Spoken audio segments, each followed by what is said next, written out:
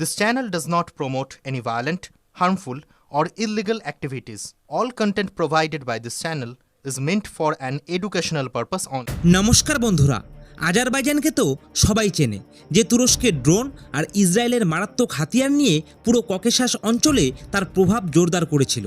আর আজ সেই আজারবাইজানের অস্থিরতা বিশ্বের সামনে স্পষ্ট হয়ে গেছে। কারণ ব্যাপারটাই এমন যে সামরিক বিশেষজ্ঞদেরও অবাক করে দিয়েছে। একটা সৈন্য সীমা পার না করেই একটা গুলি ছোড়া ছাড়াই আর্মেনিয়া আজারবাইজানের ভেতরে ভূমিকম্প তৈরি করে ফেলেছে। তো প্রশ্ন হচ্ছে, এমন কি হলো যে যারা কালকে অন্যদের ভয় দেখাতো আজ তারা নিজেরাই অভিযোগ নিয়ে মাথা নিচু করে পড়ে আছে? আর সবচেয়ে বড় কথা, এই গোটা ঘটনায় ভারতের নাম কেন জড়িয়েছে? তো বন্ধুরা, আপনাদের কি মনে হয় যে ভবিষ্যতের যুদ্ধ সৈনিকদের চেয়ে বেশি প্রযুক্তির মাধ্যমে হবে? তো কমেন্ট করে আপনাদের মতামত কিন্তু অবশ্যই জানাবেন। তো এই গল্প যতটা দেখা যায় তার চেয়েও অনেক গভীর। বলা হচ্ছে ভারতের একটা প্রযুক্তি পুরো খেলাটাই পাল্টে দিয়েছে, যা আজারবাইজানের সামরিক প্রস্তুতিগুলোকে খোলাখুলি রণভূমির মতো বানিয়ে দিয়েছে। অবস্থা এমন হয়েছিল যে আজারবাইজান রাশিয়া অবধি পৌঁছে গিয়েছিল এবং সাহায্য চেয়ে বলেছিল আর্মেনিয়াকে থামানো হোক, কিন্তু তখন হয়তো অনেক দেরি হয়ে গেছে। আসলে এই পুরো ঘটনার ভিত্তি পড়েছিল সেই দিনে যখন নিকোল পাশিনিয়ান আবার একবার আর্মেনিয়ার নিয়ন্ত্রণ নিজের হাতে নিয়েছিল। আগের যুদ্ধে নিজের দেশের হার আর ধ্বংস দেখে সে এটা ঠিক করে নিয়েছিল যে আর্মেনিয়া এখন আর পুরনো পদ্ধতিতে লড়বে না। এখন এমন শক্তি দরকার যা শত্রুর আগে তার চাল ধরে ফেলতে পারে। আর এই খোঁজে ভারত তার সবচেয়ে বিশ্বাসযোগ্য সঙ্গী হিসাবে সামনে উঠে আসে। আর তারপর এমন এক দাবি সামনে আসে যা আজারবাইজানের ঘুম হারাম করে দেয়। অভিযোগ করা হয় ভারতের থেকে পাওয়া অস্ত্র, লোকেটিং রাডার আর ইলেকট্রনিক ওয়্যারফেয়ার সিস্টেমের সাহায্যে আর্মেনিয়া আজারবাইজানের সীমার ভেতর পর্যন্ত সামরিক প্রোফাইলিং করে ফেলেছে। কোন হাতিয়ার কোথায় মোতায়েন আছে, কোন বেস কোন এলাকায় আর কোন অঞ্চলে কী ধরনের কার্যক্রম চলছে, এসব তথাকথিতভাবে আর্মেনিয়ার সামনে আসতে শুরু করেছে। এবার আপনারাই বলুন, যদি আপনার দেশ গুলি ছোড়া ছাড়াই শত্রুর কার্যক্রম দেখতে পারে, তাহলে আপনি এটাকে কি সবচেয়ে বড় সামরিক শক্তি হিসাবে মনে করবেন? অবশ্যই আপনার মতামত লিখে জানান আমাদের কমেন্ট বক্সে। আর সবথেকে চমকপ্রদ ব্যাপার হলো, এটা কোনো বিদেশি গোয়েন্দা স্যাটেলাইটের মাধ্যমে নয়, বরং ইলেকট্রনিক ওয়্যারফেয়ার ক্ষমতার ওপর ভর করে হওয়ার দাবি করা হয়েছে। মানে সীমারেখা পার না করে কেউ গোপন গোয়েন্দা পাঠানো ছাড়াই শত্রুর কার্যক্রমে নজরদারি। ঠিক এ কারণেই আজারবাইজান এখন রাশিয়ার কাছে গিয়েছে। তাদের আশা ছিল যে মস্কো মধ্যস্থতা করবে, কিন্তু এখানে ঘটনা আরও জমে যায়। কারণ পুরো ব্যাপারে ভারতের নাম জড়াচ্ছে এবং ভারত রাশিয়া সম্পর্ক কারো কাছেই গোপন নয়। তো এমন পরিস্থিতিতে রাশিয়ার জন্য স্পষ্টভাবে কোনো পক্ষে দাঁড়ানো সহজ নয়। তবে বন্ধুরা, এই কাহিনী বুঝতে গেলে আমাদের একটু পেছনে ফিরে যেতে হবে। নাগোর্নো কারাবাখের বিবাদ আজকের নয়, দশক ধরে এই এলাকা দুই দেশের মধ্যে সংঘর্ষের কারণ হয়ে দাঁড়িয়েছে। 1990-এর দশকে আর্মেনিয়া এগিয়েছিল, কিন্তু সময়ের সাথে সাথে আজারবাইজান তেল ও গ্যাস থেকে পাওয়া সম্পদ দিয়ে তাদের সেনাবাহিনীকে শক্তিশালী করেছে। তারা আধুনিক অস্ত্র কেনে, নতুন প্রযুক্তি নিয়ে ধীরে ধীরে নিজের সামরিক ক্ষমতা বহুগুণ বাড়িয়ে নিয়েছে। তারপর এসেছে 2020 সালের সেই যুদ্ধ, যা বিশ্বকে দেখিয়ে দিয়েছে আধুনিক যুদ্ধ এখন কিভাবে লড়তে হয়। আজারবাইজান ব্যবহার করেছে তুরস্কের ড্রোন আর ইসরায়েলের আত্মঘাতী ড্রোন। তারা এমন কৌশল নিয়েছিল যে আর্মেনিয়ার অনেক এয়ার ডিফেন্স সিস্টেম এক এক করে টার্গেট হয়ে পড়ল। বড় বড় রাডার আর মিসাইল সিস্টেমও সেই ড্রোনদের সামনে অসহায় মনে হয়েছিল। ওই যুদ্ধ আর্মেনিয়াকে একটা কঠিন শিক্ষা দিয়েছে। আর্মেনিয়া বুঝতে পারল যে শুধুমাত্র প্রচলিত অস্ত্রের উপর ভরসা করে ভবিষ্যতের যুদ্ধ জেতা যাবে না। যারা ইলেকট্রনিক স্পেকট্রাম সেন্সার আর ড্রোন প্রযুক্তি ধরে রাখতে পারবে তারাই আসল বড় সুবিধা পাবে। কিন্তু আর্মেনিয়ার জন্য ধাক্কা শুধু যুদ্ধ হারাই ছিল না, এর থেকেও বড় ধাক্কা তখন পেল যখন ওরা বুঝলো যে সংকটের সময় রাশিয়া তেমন সাপোর্ট দিচ্ছে না, যেমনটা আশা তারা করেছিল। ধীরে ধীরে ইয়েরেভানে এই চিন্তা ক্রমশ গাঢ় হয়ে উঠল যে সুরক্ষার জন্য নতুন পার্টনার খুঁজে বের করতে হবে। আর এখান থেকেই শুরু হলো ভারত আর ফ্রান্সের এন্ট্রি।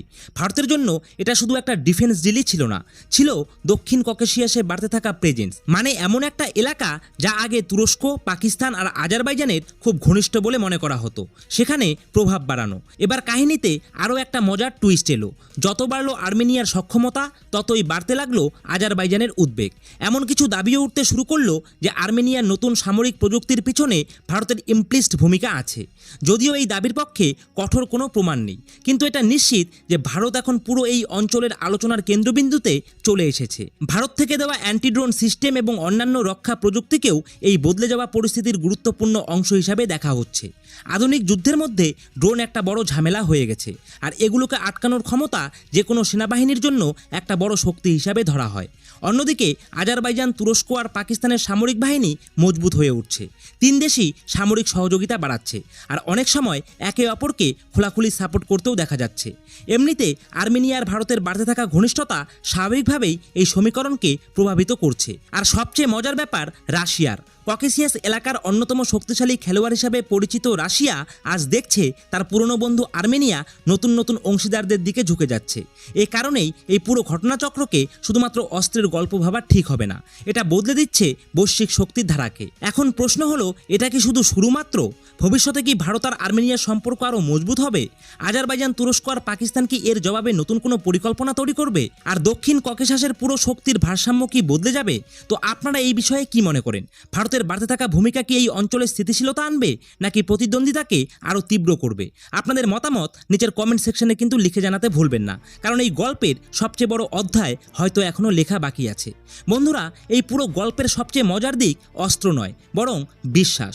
দশকের পর দশক কেটেছে, আর্মেনিয়া ভাবত যখন সংকট আসবে রাশিয়া তার ঢাল হয়ে দাঁড়াবে, কিন্তু এবার প্রথমবার মনে হচ্ছে আর্মেনিয়া নিজের নিরাপত্তার গল্প নিজের হাতে লিখতে চায়। ঠিক এই জন্য আগামী বছরগুলিতে হয়তো পৃথিবী একটা নতুন ট্রেন্ড দেখতে পাবে, যেখানে ছোট দেশগুলো বড় কোনো এক শক্তির ওপর নির্ভর না থেকে অনেক দেশের সাথে মিলে নিজেদের সুরক্ষা ব্যবস্থা গড়বে। আরেকটা বড় ইঙ্গিত উঠছে এই পুরো ঘটনার মধ্য থেকে।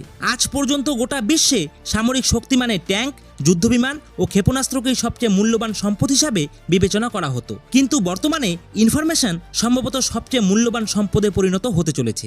যে দেশ শত্রুর কার্যকলাপ সবার আগে শনাক্ত করতে পারবে, তারা কার্যত অর্ধেক বিজয় সেখানেই নিশ্চিত করে ফেলবে। এমনটা হওয়া সম্ভব যে ভবিষ্যতে কোনো পক্ষ যুদ্ধ শুরুর আগেই এতটাই বিপুল পরিমাণ তথ্য সংগ্রহ করে ফেলবে যে প্রতিপক্ষের আর পাল্টা লড়াই করার কোনো সুযোগই থাকবে না।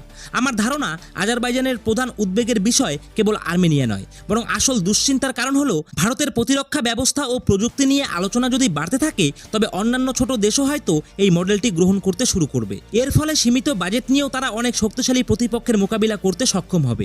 যদি তাই হয়, তাহলে বিশ্বব্যাপী অনেক পুরনো ক্ষমতার ভারসাম্য বদলে যেতে পারে। আর একটা মজার সম্ভাবনা হলো দক্ষিণ ককেশিয়াস এখন শুধু আঞ্চলিক সংঘর্ষের এলাকা থাকছে না, ভবিষ্যতে এটা ভারত, ফ্রান্স, তুরস্ক, রাশিয়া আর অন্য দেশের প্রভাবের পরীক্ষার মাঠ হয়ে উঠতে পারে।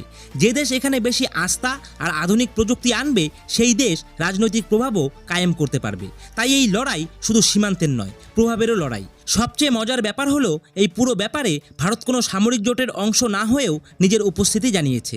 এটা একটা নতুন মডেল হতে পারে, যেখানে ভারত সরাসরি যুদ্ধে লিপ্ত না হয়ে প্রযুক্তি, অস্ত্র এবং কৌশলগত সহযোগিতার মাধ্যমে নিজের প্রভাব বাড়াতে পারে।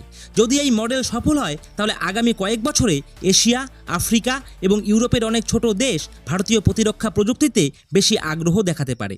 আরেকটা জিনিস যেটার দিকে খুব কম মানুষ মনোযোগ দিচ্ছে, সেটা হলো মানসিক প্রভাব। যখন একটা দেশ অনুভব করতে শুরু করে যে তার সামরিক কার্যকলাপের ওপর ক্রমাগত নজর রাখা হচ্ছে, তখন তাদের সিদ্ধান্ত বদলে যেতে পারে। অনেক সময় ভয় আসে শুধু অস্ত্রের কারণে নয়, বরং এই ভাবনা থেকেই যে সামনে থাকা লোকটা আমার প্রতিটা কৌশল বুঝে ফেলেছে। ঠিক এ কারণেই ভবিষ্যতে ইলেকট্রনিক যুদ্ধ ও নজরদারি প্রযুক্তি ক্ষেপণাস্ত্রের থেকেও গুরুত্বপূর্ণ হয়ে উঠতে পারে। আমার দৃষ্টিতে আসন্ন সময়ে সবচেয়ে বড় পরিবর্তন হবে দক্ষিণ ককেশাসে অস্ত্রের দৌড় আর ড্রোন বনাম ড্রোন থাকবে না, বরং সেন্সার বনাম সেন্সার এবং ডেটা বনাম ডেটার লড়াই হবে। যে দেশ বেশি দেখতে পারবে, বেশি বুঝতে পারবে আর দ্রুত সিদ্ধান্ত নিতে পারবে, তারাই এগিয়ে থাকবে। আর যদি এই অনুমান ঠিক হয়, তো ইতিহাস হয়তো 2020 সালের যুদ্ধে ড্রোন যুগের শুরু আর বর্তমান ঘটনাগুলোকে ইলেকট্রনিক ওয়ারফেয়ার যুগের শুরু হিসেবেই মনে রাখবে। তো বন্ধুরা, এই বিষয়ে আপনাদের কি মতামত? কমেন্ট সেকশনে আপনাদের মতামত যাই হোক না কেন অবশ্যই জানাতে ভুলবেন না। তো বন্ধুরা, আশা করছি আজকের এই ইনফরমেশনটি আপনাদের ভালো লেগেছে।